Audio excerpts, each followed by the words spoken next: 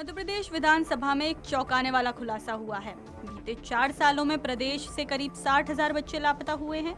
ये जानकारी खुद सरकार की ओर से विधानसभा में दी गई। पूर्व मंत्री और कांग्रेस विधायक सचिन यादव ने ये सवाल उठाया। उन्होंने बताया कि लापता बच्चों में से करीब 48,000 बेटियां हैं, जो बेहद चिंता का विषय है। सचिन यादव ने कहा कि सिर्फ भोपाल में ही 2500 से 3,000 बच्चों के गायब होने के मामले दर्ज हैं।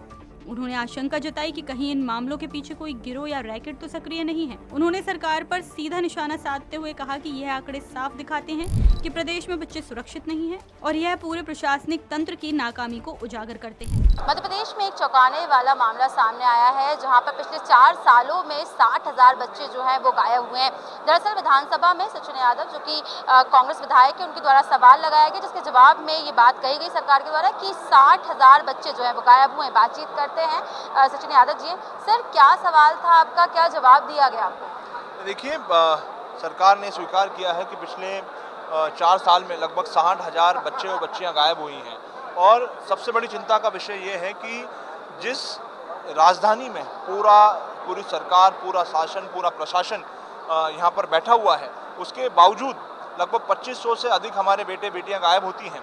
और मेरा सबसे बड़ा चिंता का विषय ये है कि कहीं ऐसा ना हो कि हमारे जो बेटे बेटियां हैं वो किसी बड़े रैकेट का शिकार ना हो रहा है। और सरकार को चाहिए कि तत्काल जो है वो एक्शन मोड में आए और हमारे बच्चे जो हैं, उन बच्चों के भविष्य खराब ना हो, उनका किसी प्रकार का शोषण ना हो, उसको रोकने के लिए सरकार को एक्शन मोड में आना चाहिए। सर, जिस तरह से ये पूरा खुलासा हुआ, इसमें बच्चियों की संख्या काफ़ी ज़्यादा है, जिस तरह से आपको भी बात का पता चला है, तो ऐसे में क्या आपने किसी तरह की बात की, किसी तरह के रैकेट के बारे में भी जानकारी मिली है क्या?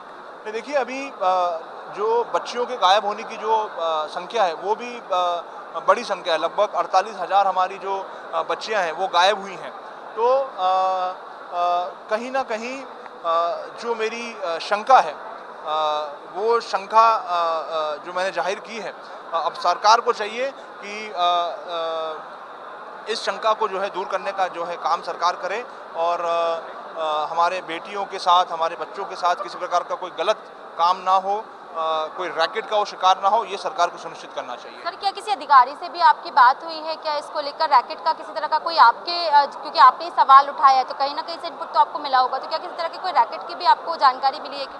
देखिए, अभी जो आंकड़े आए हैं उनको जो जवाब सरकार की तरफ से आया है, चूँकि उसके ऊपर कोई सदन के अंदर कोई चर्चा नहीं हुई है, मैं प्रयास कर रहा हूँ कि उसको लेकर के सदन के अंदर कोई चर्चा हो और अधिकारी लोग इसमें जवाब देने का काम करें।